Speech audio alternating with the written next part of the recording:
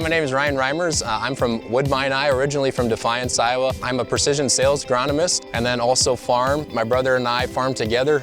We've been farming together for about 5 years. Corn and soybeans is what we raise on the south edge of Crawford County, over about 1,500 acres.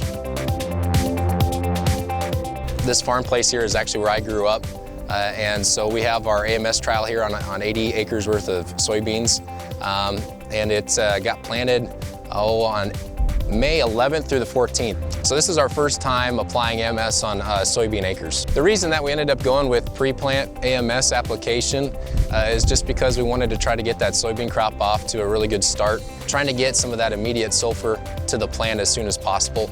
We know that's important for emergence.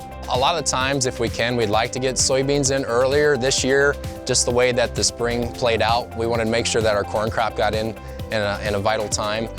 So a lot of the soybeans had adequate moisture, but I would say we definitely fought some residue issues, and so we had some uneven emergence when we first started out. You can just start to see that the soybeans are kind of taking root and taking off, but hopefully we get a rain here in the next couple weeks to kind of even stuff out. With our topography, we try to do as much contour farming as possible. You get a lot of variability in soil types, of course, going also from slope grades of 0 to 15%. You'll see a lot of variance in the depth of that soil. And so we try to manage that by doing a lot of soil sampling. We were very blessed to have a significant rainfall in May, even though it was cooler soil temps.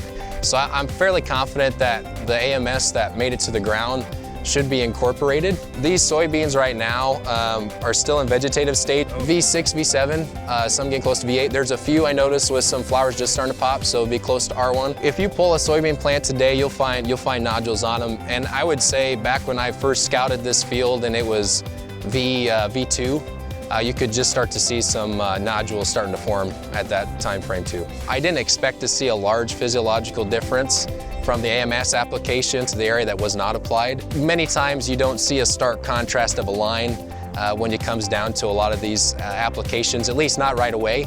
You might see in time, and I hope it does, because it's fun to see it, but I wasn't expecting that off the bat. I'm kind of looking forward to, of course, the yield. On this farm, our typical soybean yield is right around 60 bushels. Last year we averaged around 65, and that was a pretty good year for us. So we're really hoping this AMS application kind of gets us over the hump.